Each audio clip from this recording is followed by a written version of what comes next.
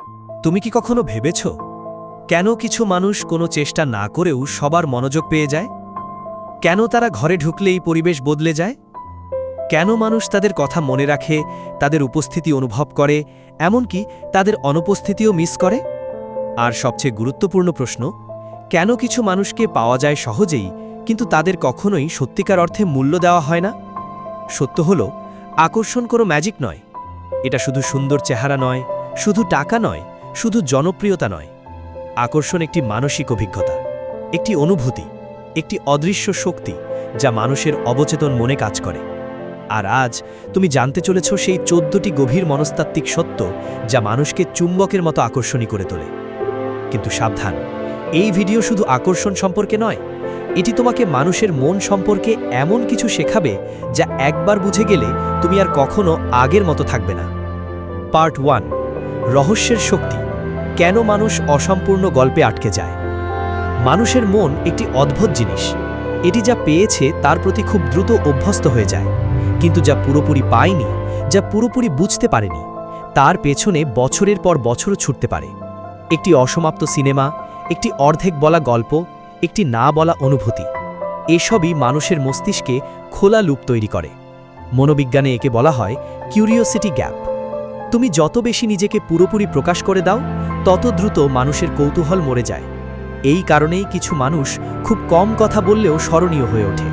তারা রহস্য তৈরি করে না, তারা শুধু নিজেদের পুরোপুরি উন্মুক্ত করে না, আর মানুষ সেই গভীরতাকে বুঝতে চায়।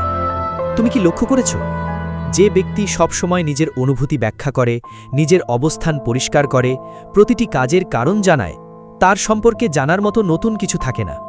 কিন্তু যে ব্যক্তি নিজের মধ্যে কিছু জায়গা সংরক্ষণ করে রাখে, মানুষ বারবার তার কথা ভাবে, কারণ মানুষের মন তথ্য নয়, রহস্যের প্রতি আসক্ত।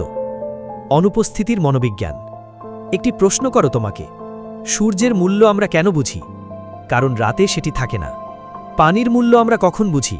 যখন তৃষ্ণা লাগে।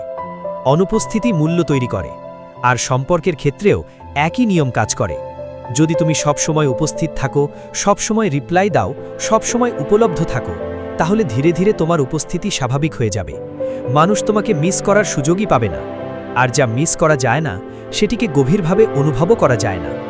এটা কোনো গেম নয়, এটা মানুষের মস্তিষ্কের স্বাভাবিক কাজ করার পদ্ধতি। পার্ট 2, আবেগ নিয়ন্ত্রণ, আসল শক্তি কোথায় লুকিয়ে আছে। বেশিরভাগ মানুষ মনে করে শক্তি মানে আক্রমণাত্মক হওয়া, কিন্তু সত্যিকারের শক্তি হল নিজের আবেগের ওপর নিয়ন্ত্রণ।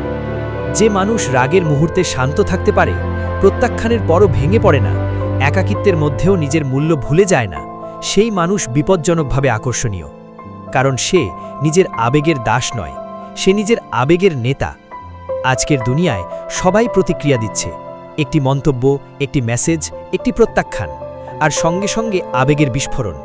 কিন্তু যে মানুষ পর্যবেক্ষণ করে, সে আলাদা, কারণ পর্যবেক্ষণ শক্তি দেয়, প্রতিক্রিয়া শক্তি কেড়ে নেয়। কেন মানুষ নিরাপত্তার প্রতি আকৃষ্ট হয়?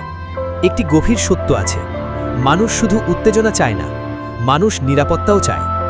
তুমি হয়তো কাউকে হাসাতে পারো, তুমি হয়তো তাকে মুগ্ধ করতে পারো, কিন্তু যদি তোমার উপস্থিতিতে সে নিরাপদ অনুভব না করে, তাহলে দীর্ঘমেয়াদে কোনো সংযোগ তৈরি হবে না।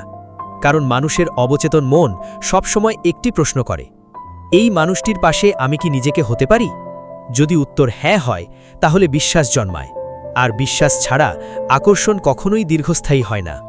পার্ট 3, নিজের জীবনকে কেন্দ্র বানাও। এখানেই অধিকাংশ মানুষ ভুল করে। তারা কাউকে এত বেশি গুরুত্ব দেয় যে ধীরে ধীরে নিজের জীবনকেই হারিয়ে ফেলে। তাদের পৃথিবী ঘুরতে শুরু করে একটি মানুষকে কেন্দ্র করে, তাদের মুড নির্ভর করে একটি মেসেজের ওপর, তাদের আত্মসম্মান নির্ভর করে একটি উত্তর পাওয়ার উপর। এবং ঠিক সেখানেই আকর্ষণ ধ্বংস হতে শুরু করে। কারণ মানুষ কখনোই সেই ব্যক্তির প্রতি দীর্ঘমেয়াদে আকৃষ্ট থাকে না যার পুরো পৃথিবী তার চারপাশে ঘোরে। মানুষ আকৃষ্ট হয় সেই ব্যক্তির প্রতি যার নিজের পৃথিবী আছে, নিজের লক্ষ্য আছে, নিজের স্বপ্ন আছে, নিজের উদ্দেশ্য আছে। কারণ উদ্দেশ্য মানুষকে চৌম্বকীয় করে তোলে। আত্মসম্মান একটি অদৃশ্য চুম্বক। আত্মসম্মান এমন একটি জিনিস যা তুমি না বললেও মানুষ অনুভব করে। তুমি কিভাবে হাঁটো, কিভাবে কথা বলো, কিভাবে না বলো, কিভাবে প্রত্যাখ্যান গ্রহণ করো, সব কিছুতেই আত্মসম্মান প্রকাশ পায়। যে মানুষ নিজের মূল্য জানে, সে কাউকে প্রভাবিত করার জন্য মরিয়া হয় না, সে কাউকে হারানোর ভয়েও বাঁচে না। কারণ সে জানে নিজেকে হারানো অন্য কাউকে হারানোর চেয়েও বড় ক্ষতি। Powerful ending. এখন আমি তোমাকে একটি শেষ প্রশ্ন করতে চাই। যদি আগামীকাল পৃথিবীর সব মানুষ তোমাকে ভুলে যায়, তুমি কি এখনও নিজের মূল্য অনুভব করবে? যদি উত্তর না হয়, তাহলে তুমি এখনও অন্যদের স্বীকৃতির বন্দী। কিন্তু যদি উত্তর হ্যাঁ হয়, তাহলে তুমি সেই স্বাধীনতার পথে হাঁটছ যা খুব কম মানুষ কখনো অর্জন করতে পারে। মনে রেখো, মানুষকে আকর্ষণ করার সবচেয়ে শক্তিশালী উপায় তাদের পেছনে দৌড়ানো নয়, নিজেকে এমন একজন মানুষে পরিণত করা যার উপস্থিতি শান্তি দেয়, যার নীরবতা আত্মবিশ্বাস প্রকাশ করে, যার চোখে উদ্দেশ্য দেখা যায়, যার জীবনে দিক নির্দেশনা আছে। যেদিন তুমি নিজের একাকিত্বকে গ্রহণ করবে, সেদিন মানুষ তোমার সঙ্গ খুঁজবে। যেদিন তুমি নিজের মূল্য বুঝবে, সেদিন মানুষও তোমার মূল্য বুঝতে বাধ্য হবে। আর যেদিন তুমি আবেগের দাস না হয়ে তার নিয়ন্ত্রক হবে, সেদিন তোমাকে আর কাউকে আকর্ষণ করার চেষ্টা করতে হবে না। কারণ সত্যিকারের আকর্ষণ তৈরি হয় না, সত্যিকারের আকর্ষণ প্রকাশ পায় একটি স্থির মনের মধ্যে, একটি শক্তিশালী আত্মসম্মানের মধ্যে, একটি উদ্দেশ্যময় জীবনের মধ্যে। আর সেই আকর্ষণ চিৎকার করে না, তবুও পুরো পৃথিবী সেটিকে অনুভব করে।